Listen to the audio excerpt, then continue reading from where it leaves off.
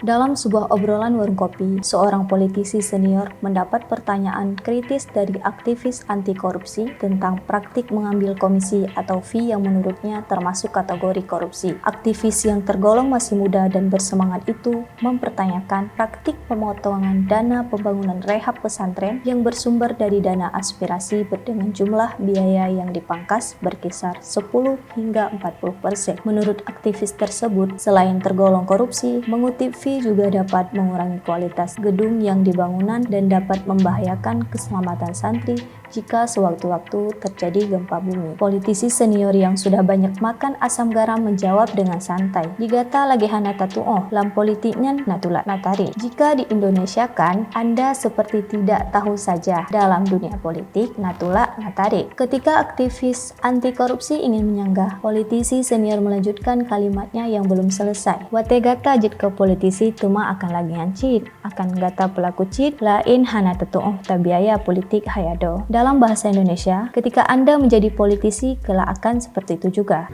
Anda akan melakukannya.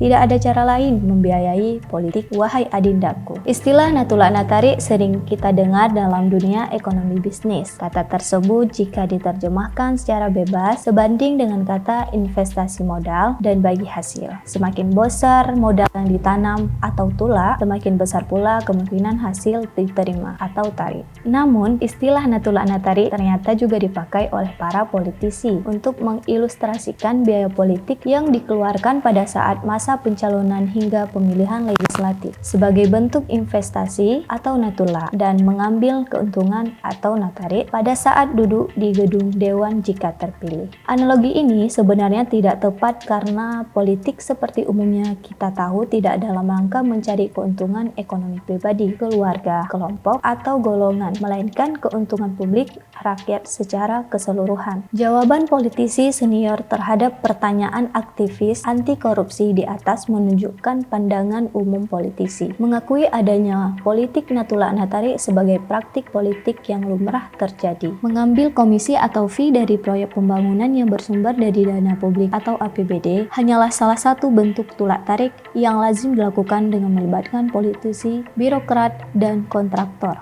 Bentuk lain dari tulak tarik sangat beragam, tergantung siapa yang mengambilnya keuntungan dan siapa yang menanggung beban. Pada musim pemilu misalnya, politisi yang bertarung memperebutkan kursi legislatif mengeluarkan biaya politik atau tulak dengan harapan ia dipilih. Sementara tim sukses dan pemilih memanfaatkan pemilu sebagai musim panen atau tarik. Jika politisi tersebut terpilih, maka biaya pribadi atau pinjaman yang ia keluarkan saat membujuk pemilih akan diambil kembali ketika duduk di kursi empuk gedung dewan. Sumbernya tentu saja dari dana publik atau istilah lain uang rakyat. Dalam kasus orang tua minta tolong melalui seorang politisi agar anaknya dapat menjadi pegawai honor, maka yang mencoba mengambil keuntungan di sini adalah pemilih atau tim sukses. Logika yang dibangun, dulu saya menolong Anda, sekarang giliran saya yang harus ditolong. Dalam kasus ini bisa jadi orang tua tersebut belum mengambil manfaat apapun pada saat pemilu. Ia memilih mengambilnya sekarang. Demikian juga ketika sebuah komunitas menyodorkan proposal kepada seorang anggota legislatif. Proposal tersebut bentuk lain dari praktek mengambil keuntungan dari saham yang pernah mereka tanam saat membantu memenangkan kursi. Jika ditanya mengapa praktik natulak natari bisa terjadi dan siapa yang patut disalahkan, politisi akan menunjuk jari ke pemilih dengan mengatakan saat ini pemilih hanya pragmatis, mata duitan atau hana peng hana pilih. Sementara pemilih akan menjawab, jika tidak pada saat musim pemilu menguras kantong polisi, kapan lagi? Saat terpilih mereka sudah tidak ingat kita lagi. Tentu kita tidak membenarkan politisi dan menyalahkan pemilih. Fenomena ini sulit mencari siapa yang benar dan salah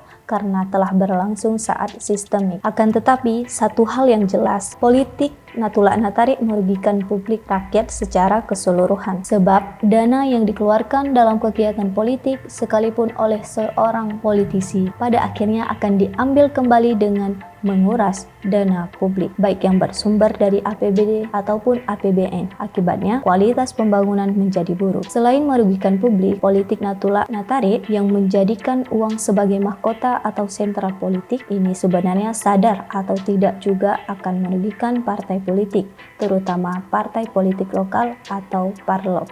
Hal ini terjadi karena potensi anggaran yang dapat dimanfaatkan oleh Parlok untuk menutupi atau digunakan sebagai biaya politik sangat terbatas, yaitu hanya bersumber dari APBK dan APBA. Sementara Partai Nasional atau Parnas selain dapat memeras APBK, APBA juga memiliki akses ke APBN, perusahaan nasional dan multinasional. Kader-kader Partai Nasional dapat dipromosikan menjadi komisioner di perusahaan milik negara atau ditempatkan di kementerian, membantu kinerja menteri yang berasal dari satu partai politik. Sementara kader partai lokal hanya bisa berharap dari seorang gubernur, bupati, atau wali kota. Itu pun jika di daerah tersebut bupati atau wali kotanya berasal dari partai lokal. Sebab itu, dalam konteks persaingan antar partai politik, praktik politik semacam ini tidak fair, dan jika terus dibiarkan cenderung mematikan partai lokal di Aceh yang merupakan produk perjuangan berdarah diraih melalui perjanjian damai Helsinki. Indikasi dari dampak politik Natuna Anatarik mulai terlihat pada pemilu 2014 dan 2019. Jumlah kursi Parlok menurun. Salah satu faktor karena caleg dari Parlok tidak memiliki logistik sebanyak logistik yang dimiliki caleg dari Partai Nasional. Berbeda dengan pemilu 2009, Parlok dapat menggunakan sentimen perdamaian dan MOU Helsinki sebagai materi kampanye untuk mempengaruhi pemilih. Sentimen MOU mulai pudar pada pemilu 2014 dan 2019 dan akan semakin memudar pada pemilu mendatang. Pudarnya sentimen MOU bisa jadi disebabkan banyak faktor. Salah satunya, tentu saja kuatnya pengaruh politik Natuna Anatarik di lapangan. Indikasi lain dari dampak politik Natuna Anatarik juga dapat dilihat dari migrasi atau pindahnya beberapa kader terbaik Parlok ke Parnas. Meski alasan yang dikemukakan ke publik untuk memperjuangkan kepentingan Aceh di tingkat nasional, alasan terlalu besar, tulak dan terlalu sedikit tarik jika bertarung di level politik lokal tidak bisa disembunyikan. Persaingan tidak fair dalam konteks politik Natuna Anatarik antar Parlok dan Parnas di Aceh dapat diibaratkan seperti persaingan klub bola kaya dan miskin di liga-liga Eropa. Klub kaya atau Parnas sangat mudah membeli pemain terbaik. Lalu, apa yang harus dilakukan dengan kewenangan self-government yang dimiliki Aceh untuk mengurangi dampak yang lebih jauh akibat politik Natuna Anatarik ini? Saya kira kitalah yang patut memikirkan jawabannya bersama-sama. Oleh Sahlan Hanafiah. Jika video ini bermanfaat untuk Anda, silahkan subscribe, like, dan nyalakan loncengnya.